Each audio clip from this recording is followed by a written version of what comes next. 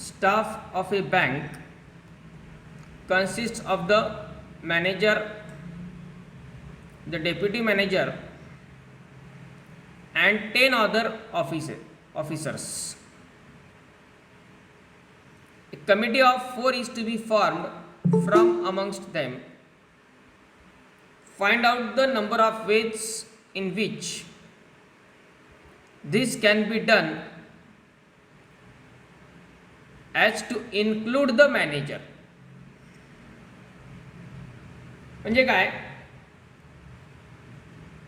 बँकेचा एक स्टाफ आहे, त्या स्टाफमध्ये कोण कोण आहेत? एक मॅनेजर आहे, एक डेप्युटी मॅनेजर आहेत आणि 10 अदर ऑफिसर्स आहेत. म्हणजे एकूण किती लोकांचा स्टाफ आहे बरं?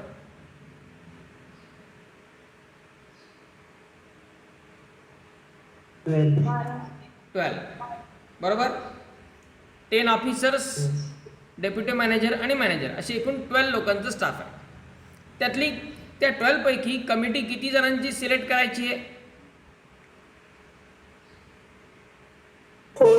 4 पर्सन्स, 4 जणांची कमिटी सिलेक्ट करायची आहे. जर कुठल्याच कंडिशनचा विचार नाही केला तर टोटल नंबर ऑफ वेज किती येणार? 12 C4. बरोबर आहे. कुठल्याही कंडिशनचा विचार न करता टोटल नंबर ऑफ वेज येणार 12 C4. कारण कमिटी फक्त सिलेक्ट करायची आहे, अरेंज नाही करायची आहे. बरोबर आहे. पण यात कंडिशन दिली आहे. ती कंडिशन काय? Find out the number of ways in which this can be done as to include the manager. म्हणजे मॅनेजरला इन्क्लूड करायचं आहे. म्हणजे त्या 4 जणांच्या कमिटीमध्ये मॅनेजर यायला पाहिजेत. एकूण 12 पर्सन आहेत आणि सिलेक्ट 4 करायचे आहेत आपल्याला. पैकी मॅनेजर कंपल्सरी घ्यायचे आहेत. मग आधी काय करायला लागेल? मॅनेजर सिलेक्ट केले. बरोबर. मग ह्या 12 मध्ये राहिले किती लोक? येस,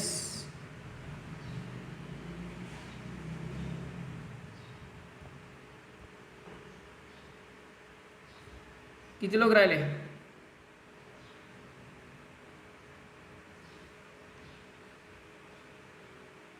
या 12 मध्ये लोक किती शिल्लक राहिले सिलेक्ट करायचे? हां,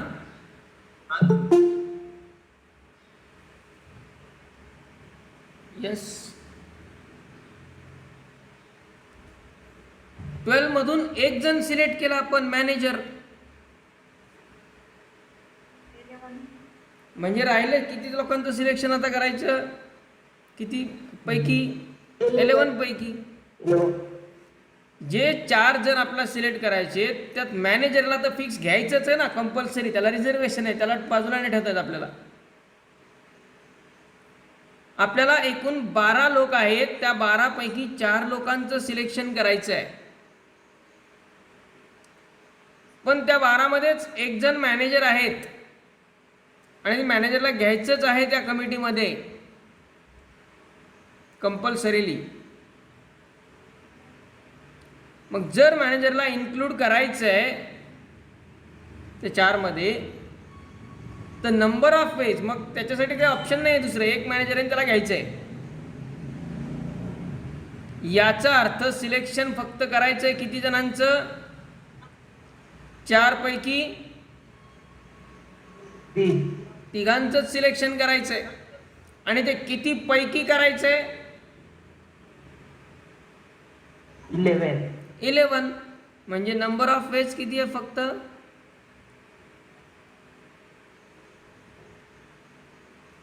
11 पैकी फक्त 3 जण सिलेक्ट करायचे.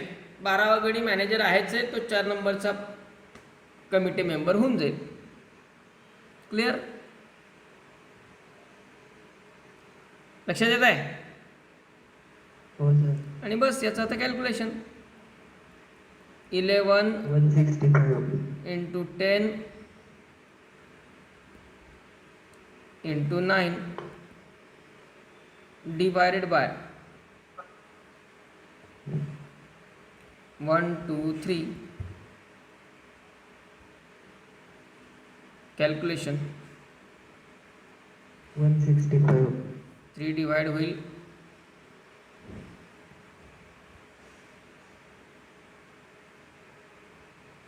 नंतर इथे 10 डिवाइड होईल 165.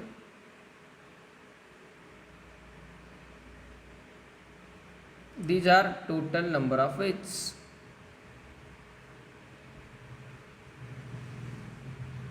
Okay.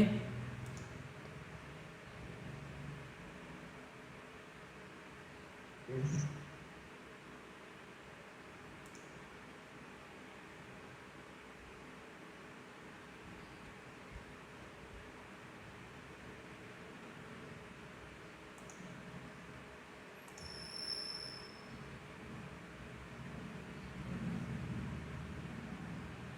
Then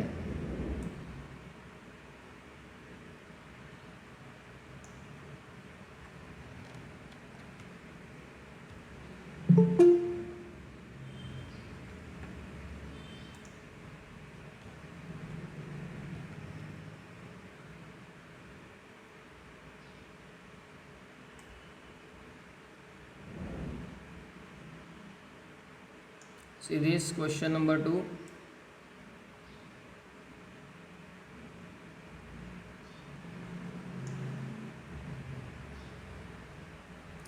Find the number of 7-digit numbers.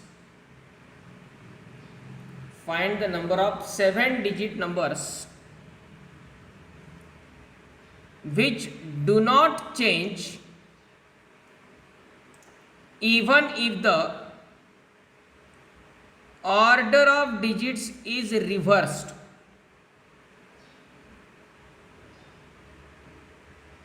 Order of digits is reversed. आधी आपलं हे कन्फर्म करून घ्यायचं ज्यावेळेस आपण आता ऑब्जेक्टिव्ह क्वेश्चनचं वर्किंग करतोय, कुठल्याही परमिटेशन कॉम्बिनेशनच्या क्वेश्चनचं वर्किंग करतोय, की त्यात परमिटेशन्स यूज करावे लागणार आहेत की कॉम्बिनेशन्स, हे आधी डिसाईड करून घ्यायचं. जिथे ऑर्डर इम्पॉर्टंट आहे, क्रम महत्त्वाचा आहे, अरेंज करायचं आहे, तिथे परमिटेशन्स वापरतो आपण. आणि जिथे फक्त रँडम सिलेक्शन आहे तिथे कॉम्बिनेशन. जसं या फर्स्ट क्वेश्चनमध्ये 12 पर्सन्सपैकी 4 पर्सन्स फक्त सिलेक्ट करायचे होते, त्यांना काही अरेंज करायचं नव्हतं. विशिष्ट सिक्वेन्स त्यामध्ये विचारात घ्यायची नव्हती. सेकंड क्वेश्चनमध्ये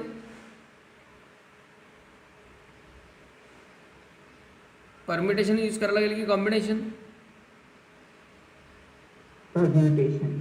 परमिटेशन यूज करायला लागेल, बरोबर आहे. आता क्वेश्चन काय केअरफुली पहा. Find the number of 7 digit numbers. 7 digit numbers आपला तयार करायचे.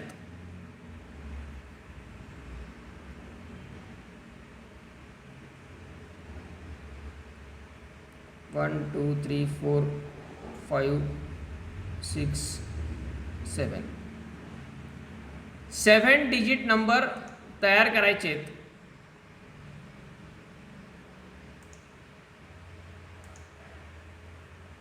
आणि त्याच्यासाठी कंडिशन काय?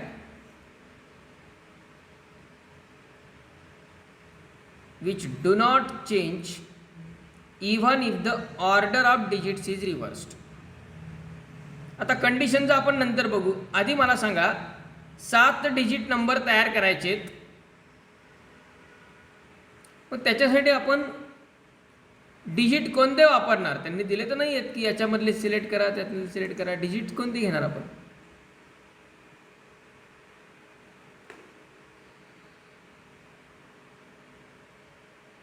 यस,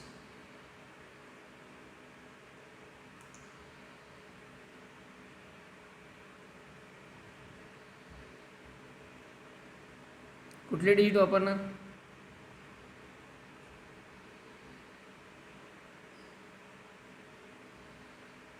कोणत्या डिजिट्स पासून ते तयार करायचं?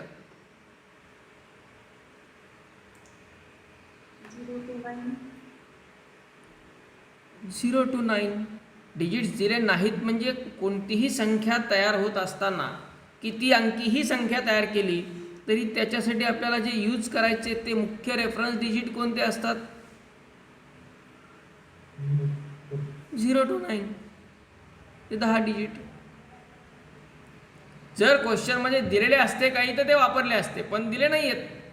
पण जरी दिले नसले तरी आपल्याला एवढं तर जनरल नॉलेज माहिती पाहिजेच की कुठलीही संख्या तयार करायची म्हटलं तर ती संख्या 0 1 2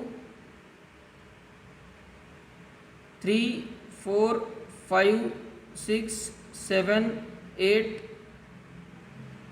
9 या 10 पैकीच कोणत्याही डिजिट्सचा वापर करून तयार करता येते. बरोबर आहे. या 10 पैकीच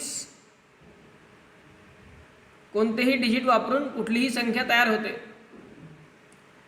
म्हणजे आपलं हे 10 डिजिट्स यूज करायचे आणि 7 डिजिट नंबर तयार करायचे.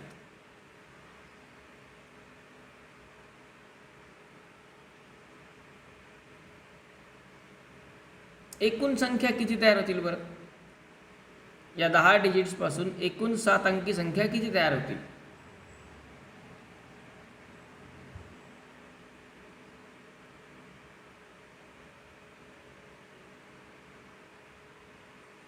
येस. ही कुठलीही कंडिशन न टाकता टोटल नंबर ऑफ वेज.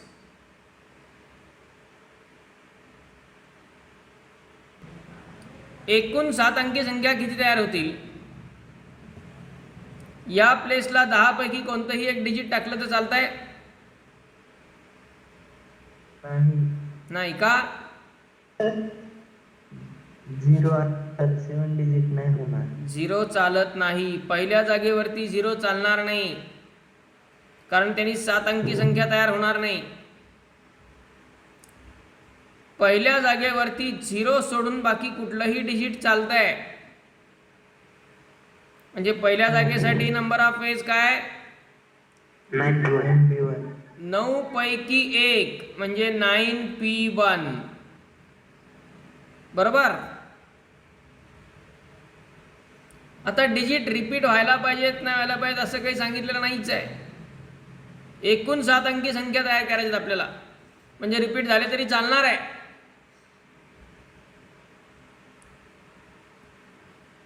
मग आता ह्या जागेवरती 10p1 इथे 10p1 कारण आता डिजिट रिपीट झाले तरी चालणार आहेत आणि कोणी कुठेही आला तरी काही प्रॉब्लेम नाहीये.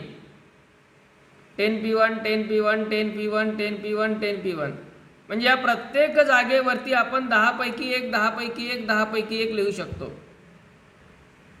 या 10 पैकी कोणताही डिजिट लिहू शकतो आपण. फक्त पहिल्या जागेसाठी अडचण होती. म्हणजे 10p1 किती वेळा? 1 2 6 म्हणजेच त्याला आपण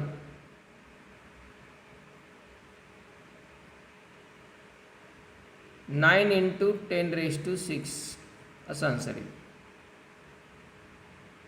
पण हे काय झाले? टोटल नंबर ऑफ वेज झाले. या कंडिशनचा आपण विचार नाही केला अजून. म्हणजे हे आन्सर तर कॅन्सल झालं कारण हे टोटल नंबर ऑफ वेज आहेत. बरोबर आहे. आता आपण आपली कंडिशन काय ते विचारात घेऊ आधी. काय कंडिशन आहे? Find the number of 7 digit numbers which do not change even if the order of digits is reversed. म्हणजे आपल्याला अशा 7 अंकी संख्या तयार करायच्या आहेत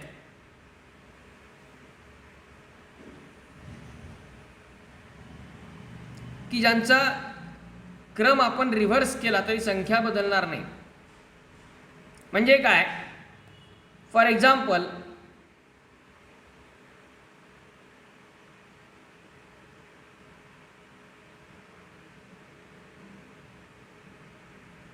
ही संख्या बघा आता, ही जर उलट क्रमाने लिहिली तर काय संख्या तयार होते?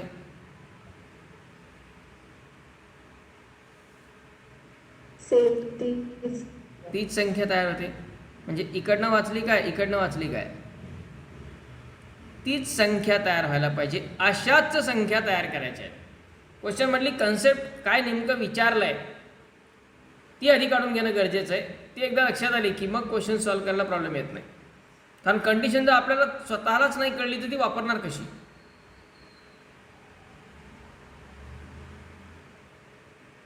डिजिट्सची ऑर्डर रिव्हर्स केली तरी संख्या बदलत नाही. अशा 7 अंकी संख्या तयार करायच्या आहेत. समजा ही संख्या तयार केली,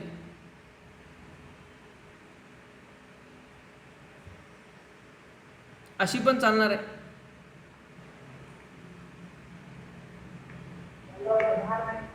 बरोबर आहे का?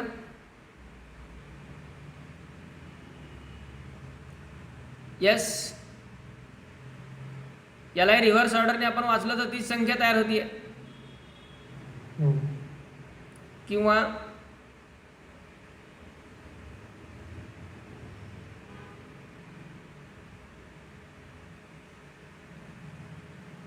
ही संख्या बघा, ही पण चालणार आहे. लक्षात येत आहे?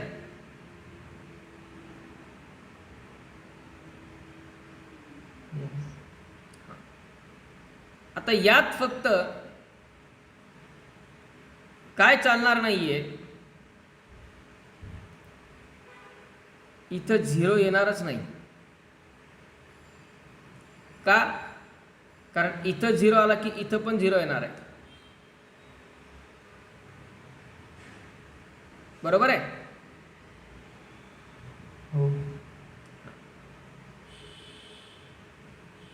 मग आता आपल्याला अशा प्रकारच्या संख्या तयार करायच्या आहेत की ज्या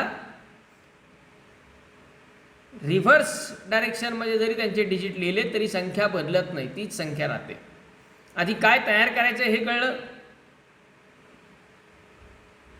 अशा प्रकारच्या संख्या आपल्याला पाहिजेत. त्यानंतर सपोज 2 5 7 9 7 5 2 ही पण चालेल. बरोबर आहे का?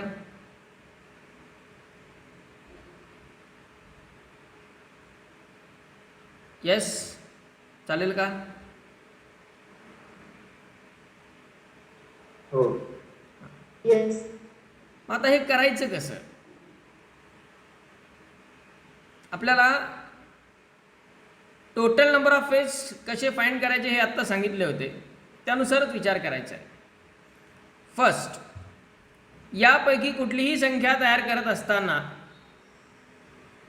आपण ह्याच्या जागा आहेत त्यांना नंबर देऊ वाटल्यास.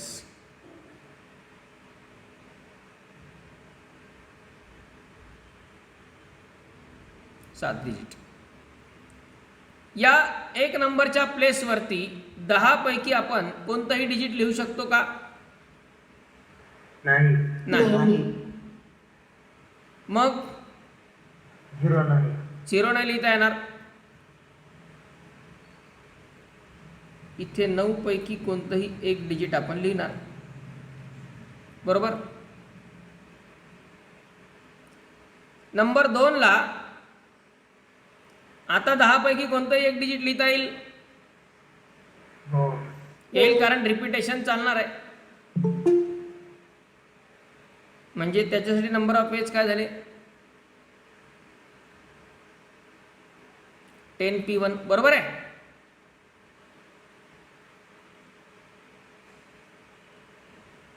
त्यानंतर 3 नंबरच्या प्लेसवरती 10 पैकी कोणतंही एक डिजिट लिहिता येईल. हो. तेही आपण लिहिलं.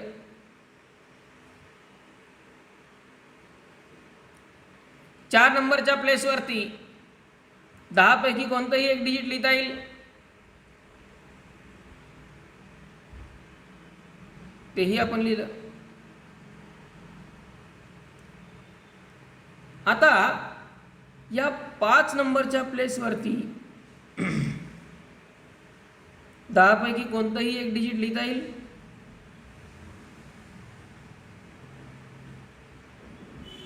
यस,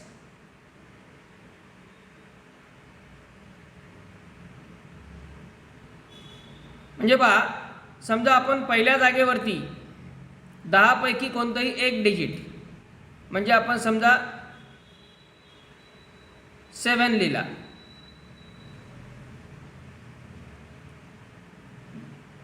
पहिल्या जागेवरती 9 पैकी कोणतंही एक डिजिट, बरोबर आहे.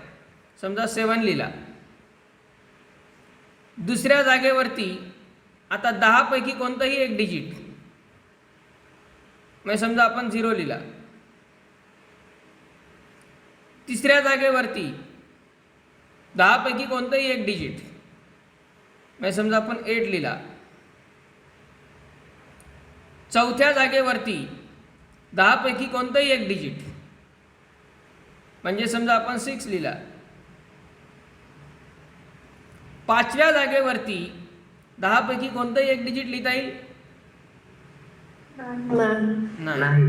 थर्ड नंबरला का? जे digit येते. कंडिशन काय की तो नंबर रिव्हर्स वाचला तरी तोच तयार व्हायला पाहिजे. याचा अर्थ जे डिजिट इथे 3 नंबरच्या जागेवरती लिहिलं आहे तेच डिजिट इथे यायला पाहिजे.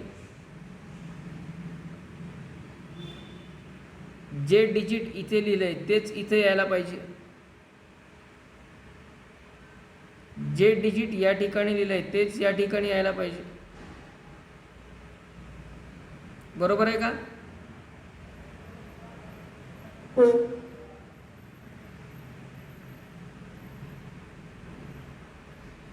म्हणजे आता 5वी जागा भरण्यासाठी 10 पैकी कोणतंही एक डिजिट चालणार आहे का? नाही. एक पैकी एक चालेल, म्हणजे जे इथे लिहिलंय तेच इथे लिहायचंय. या जागेवरती 8 लिहिलाय म्हणजे इथे आपल्याला 8च लिहावं लागेल. म्हणजे एकच फिक्स डिजिट जे आपण या जागेवरती लिहिलंय तेच इथे लिहावं लागेल. मग त्याच्यासाठी नंबर ऑफ वेज आपल्याकडे 10 P1 होतील का? नाही. ते होणार 1 P1, एक पैकी एक, कारण जे एक इथं लिहिलंय तेच आपल्याला इथे लिहावं लागेल. बरोबर? लक्षात येते का 1 P1 ते? कारण इथं आपण जसं म्हटलं या प्लेससाठी 9 पैकी कोणतंही एक डिजिट लिहा चालेल. दुसऱ्या प्लेसला 10 पैकी कोणतंही एक लिहा चालेल. तिसऱ्या प्लेसला, चौथ्या प्लेसला 10 पैकी कोणतंही एक चाललं. पण 5व्या नंबरच्या पोझिशनला 10 पैकी कोणतंही एक लिहून नाही चालणार. इथं जे डिजिट लिहिलंय तेच एक डिजिट इथं लिहावं लागेल. 6व्या नंबरच्या पोझिशनला 1 P1. पुन्हा तेच जे डिजिट इथे लिहिलंय 0 तेच इकडे लिहावं लागेल. तिथं आपल्यासाठी ऑप्शनच नाही काही. आणि 7व्या नंबरच्या प्लेसला जे पहिल्या पोझिशनला लिहिलंय तेच शेवटी लिहावं लागेल. आता बघा हा नंबर उलट डायरेक्शनमध्ये लिहून, रिव्हर्स डायरेक्शनमध्ये लिहून तोच तयार होतोय का? 7086807 झाला तोच तयार. म्हणजे 6 नंबरसाठी 1 P1, 7 नंबरसाठी 1 P1. याचा अर्थ 7 अंकी संख्या जरी सांगितलेली असली तरी या तिघांसाठी आपल्याकडे काही ऑप्शनच नाही आहे. जे 3 डिजिट पहिल्यांदा लिहिले तेच 3 डिजिट इकडे लिहायचे. म्हणजे सिलेक्शन करायचं आहे फक्त 4च डिजिटचं थोडक्यात. आणि मग याचं काय calculation? 9 into 10 raised to 3. 9 into 10 raised to 3. So this one is the correct answer. Okay.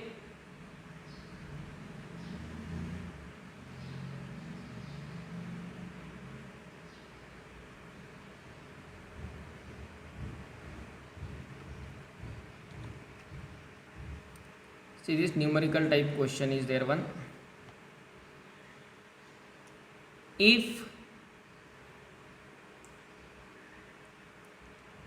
नाही दे, जस्ट फक्त व्हॅल्यू विचारली आहे.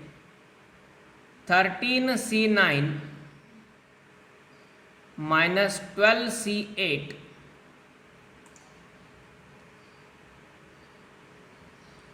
13C9 minus 12C8 याची व्हॅल्यू विचारली आहे. पण ती व्हॅल्यू न्यूमरिकल फॉर्ममध्ये नाही तर ती पण व्हॅल्यू नोटेशन फॉर्ममध्येच विचारली आहे.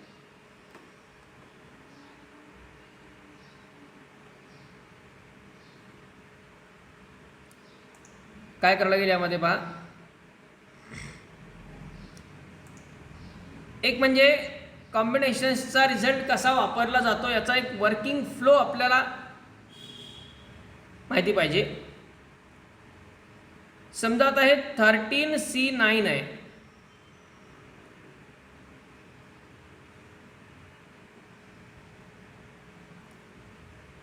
(13C9)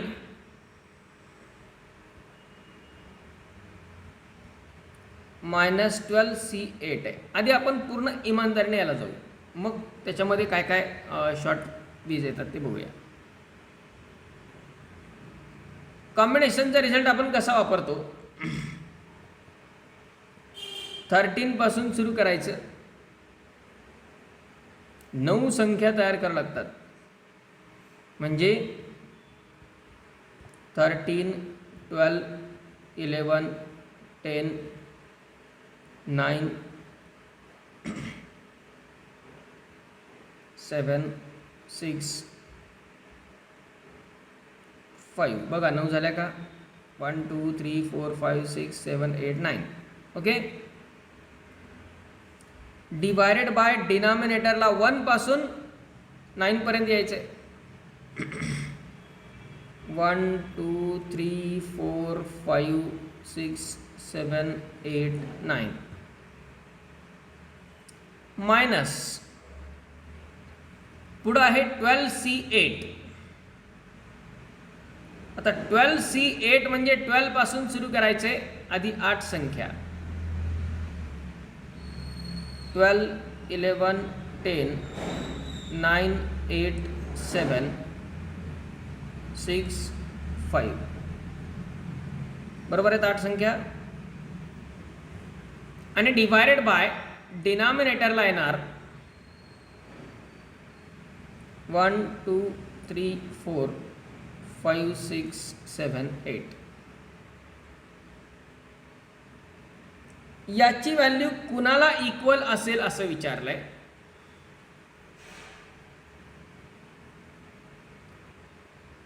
आधी आपण या दोन्ही टर्म मधून जे कॉमन दिसत आहेत ते बाजूला काढून घेऊ. काय काय कॉमन दिसत आहेत बघा. 12 पासून 5 पर्यंतच्या 8 संख्या न्यूमरेटरला. इथे पण 12 पासून 5 पर्यंतच्या 8 संख्या न्यूमरेटरच्या. या 8 संख्या या 8 संख्या सेम आहेत. डिनॉमिनेटरला 1 पासून 8 पर्यंत 1 पासून 8 पर्यंत दोन्हीकडे आहे. म्हणजे कॉमन काय येणार. 12 11 10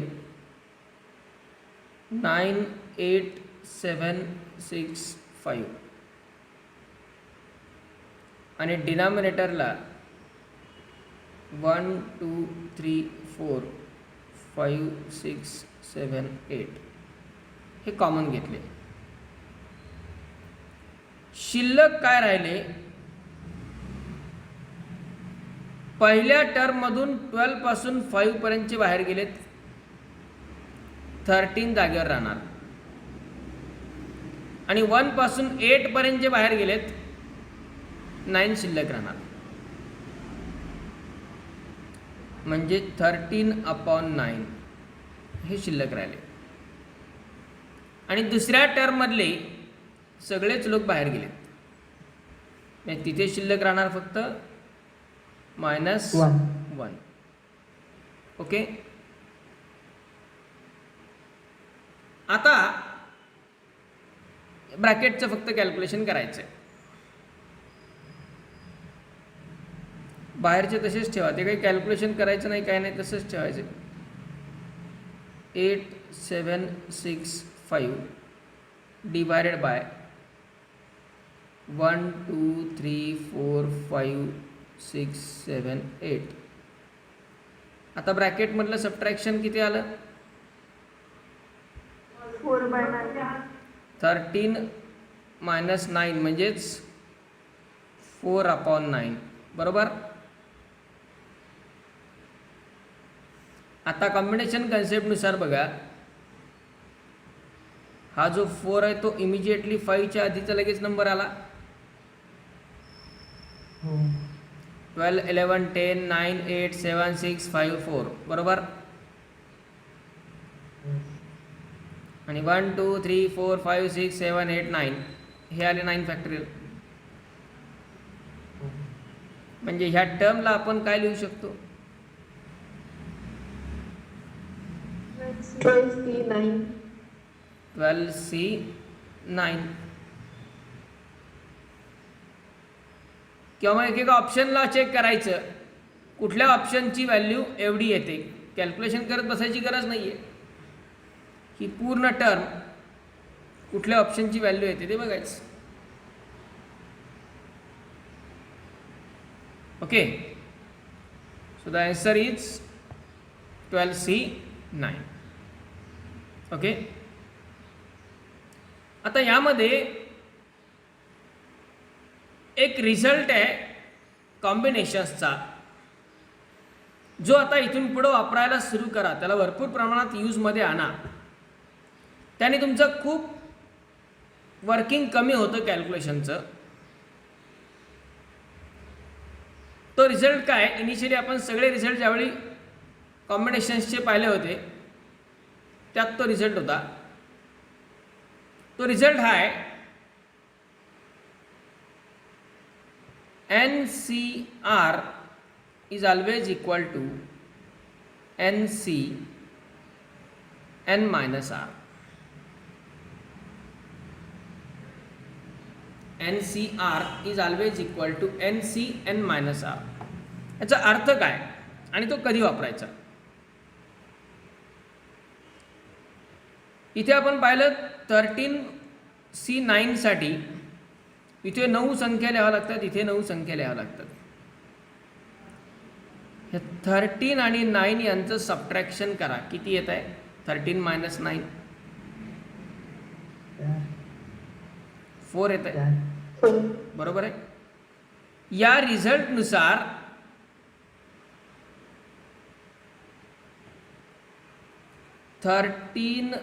C9 म्हणजेच असतो 13C4.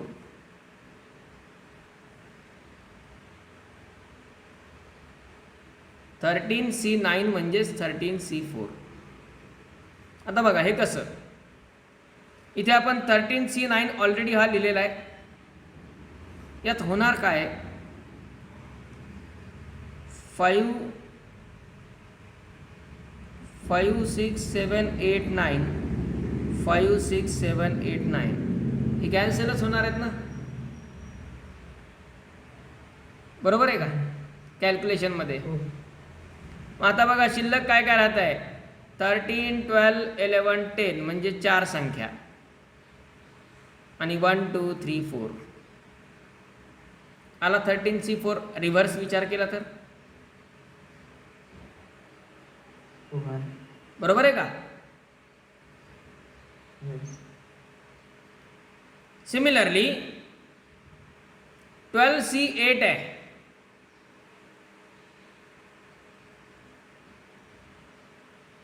Minus 12C8.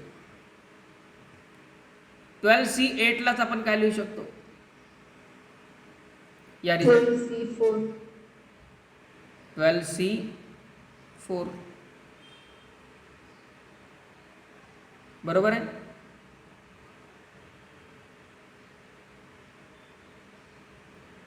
इथपर्यंत क्लिअर झालं कसा रिझल्ट वापरायचा आहे ते.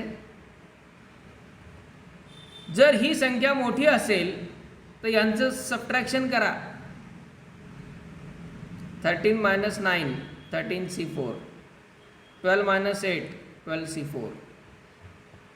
हा n नाही बदलायचा, पण r बदलतो आणि r बदलल्यामुळे आपलं कॅल्क्युलेशन रिड्यूस होतं. बरोबर आहे. इथेही पहा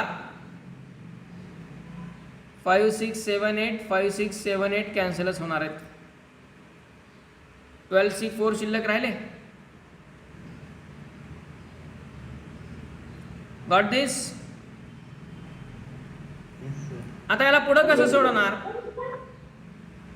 पुढं सोडत असताना इथं आपण जे 8 8 9 9 संख्या लिहिल्या त्याच्याऐवजी फक्त 4 4 संख्या लिहायच्या आहेत. आता मग 13C4 काय होणार. 13 12 11 10 1 2 3 4 मायनस 12C4 म्हणजे हीच पुढची प्रोसेस आपण करतोय आता. 12 11 10 9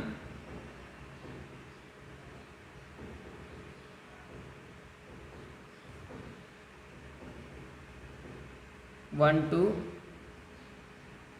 3 4.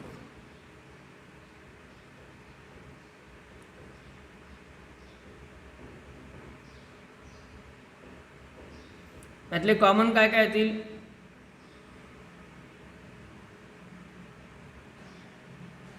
12 11 10 upon 1 2 3 4. 12 11 10 अपॉन 1 2 3 4 आणि ब्रॅकेटला शिल्लक काय राहील. पहिल्यातला 13 minus 9. आणि नंतर 9. 13 - 9 म्हणजे 12 11 10 अपॉन 1 2 3 4 आणि 13 - 9 म्हणजे किती. बरोबर आहे. हा 4 4 कॅन्सल झाला. 4. बघा की रायटिंग आणि कॅल्क्युलेशन वर्क किती कमी झालं आपलं. आता राहिलं एवढंच. 12 11 10 1 2 3 याला आपण कॉम्बिनेशनच्या फॉर्ममध्ये कसं लिहू शकतो. 12C3. 12C3 12C3. बरोबर आहे. 12 11 10 अपॉन 1 2 3 झाला 12C3. पण हा 12C3 ऑप्शनमध्ये दिसत नाहीये.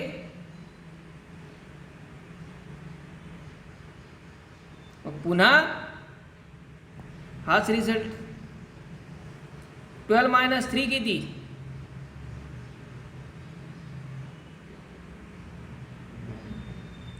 12 - 3 9 9. म्हणजे त्यालाच आपण लिहू शकतो 12C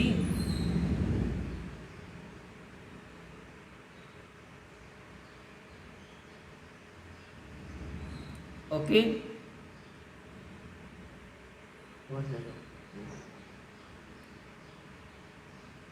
got this. Yes. So write down then. या मेथडने एक येईल किंवा या मेथडने एक येईल आणि हा रिझल्ट आता यूज करायला सुरू करायचा. त्यावेळेस असे मोठे कॅल्क्युलेशन येतात तिथे. राईट डाऊन दिस.